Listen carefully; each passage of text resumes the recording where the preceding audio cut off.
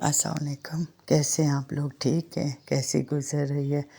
مہنگائی نے ایک تو کمر توڑی ہوئی ہے، دوسرے آج کل ایسے حالات ہیں، توبہ کریں، اسپتالوں میں جائیں، ڈاکٹروں کے پاس جائیں، کوئی حال ہی نہیں ہے۔ کینسر جیسی بیماری، یہ کڈنی فیل ہو رہے ہیں، اتنی عام ہو گئی ہے کہ دیکھ دیکھ کے انسان کو اپنی صحت کہتے یا اللہ تیرا شکر ہے، قدر آتی ہے۔ تو بس جمعے کا دن ہے، اللہ مجھے بھی معاف کرے اور سچے دل سے توبہ کیا کریں۔ زندگی کا کچھ بھروسہ نہیں ہے، ٹھیک ٹھاک انسان ہوتا ہے اور اچانک ایسے بیمار ہو جاتا ہے، آپ کہیں کہ یہ تو کبھی ٹھیک تھا ہی نہیں۔ تو ایک بزرگ جا رہے تھے، کچھ بچے آپس میں بحث کر رہے تھے، جب قریب سے گزرے تو وہ بچے کہنے لگے بابا جی ہم آپس میں کسی مسئلے پر بحث کر رہے ہیں، آپ ذرا فیصلہ کریں۔ انہوں نے کہا بیٹا کیا مسئلہ ہے؟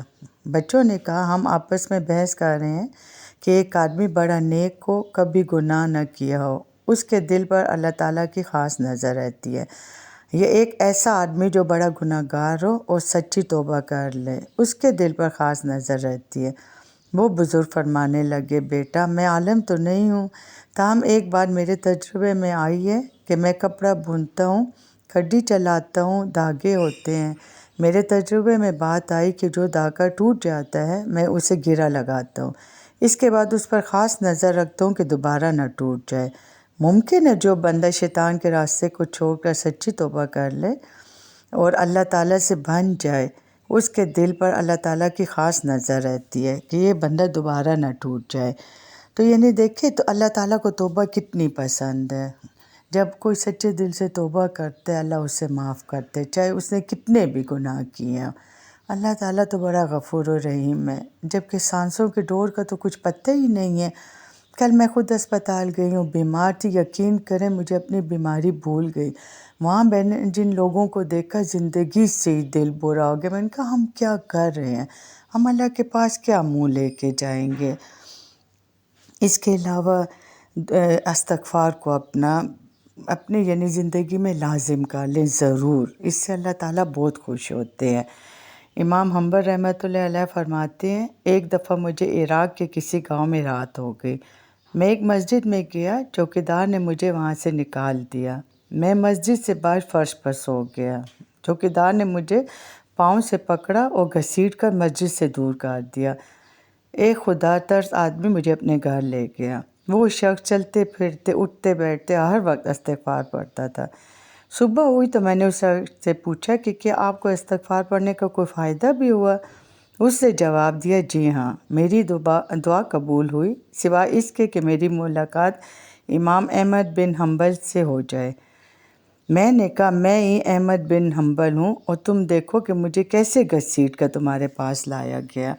یہ ہے استغفار کی برکت، اللہ تعالیٰ استغفار پڑھنے والوں سے بہت خوش ہوتا ہے، دعائیں تو قبول ہوتی ہی ہوتی ہیں، ہمارے جو گناہ کم ہوتے ہیں۔ ہر انسان گناہ گار ہے، کبھی ہم چاہتے ہوئے کبھی نہ چاہتے ہوئے بھی ایسا گناہ کر دیتے ہیں جو ہمیں خود بھی پتہ نہیں چلتا، جیسے کسی کے دل آزاری۔ ایک بات یاد رکھیں، کبھی کسی کا دل نہ دکھائیں، انسان اپنے حقوق تو اللہ تعالیٰ اپنے حقوق تو معاف کر دیتا ہے، مگر حقوق العباد کے بہت زیادہ یہ ضروری ہیں اور اللہ تعالیٰ اس پہ کی بڑی تاکید کرتے ہیں۔ تو بس کسی کا دل نہ دکھائیں، باقی معاف کرنے والی ذات اس کی ہے، استغفار کو لازم پکڑ لیں اور توبہ کریں، سچی توبہ کوشش کریں، اس کے بعد آپ سے کوئی گناہ نہ ہو۔ اور پھر آج جمعے کا دن ہے، مجھے بھی یاد رکھیں اس میں کہ اللہ مجھے بھی بخش دے، جب اس سے ملنے کا وقت آئے تو ہمارے پاس مطلب کوئی گناہ نہ ہو، سارے گناہ ہمارے معاف ہو چکے ہوں، اللہ تعالیٰ کی خاص رحمت ہو، ایمان پہ خاتمہ ہو اور وہ وقت آسان ہو، قبر میں روشنی ہو، اندھیرا نہ ہو، کیونکہ موت تو برحق ہے لیکن ان اندھیروں سے ڈر لگتا ہے، اللہ سے بہت ڈر لگتا ہے کہ وہ ہم سے خفا نہ ہو، جاتے وقت ہم سے خفا نہ ہو، اس دنیا میں بھی راضی ہو، اس دنیا میں بھی۔ جمعے کا دن ہے، میں سب لوگ میری بہنیں بھائیوں جو بھی جمعے کی نماز پڑھے خصوصی دعا کرے۔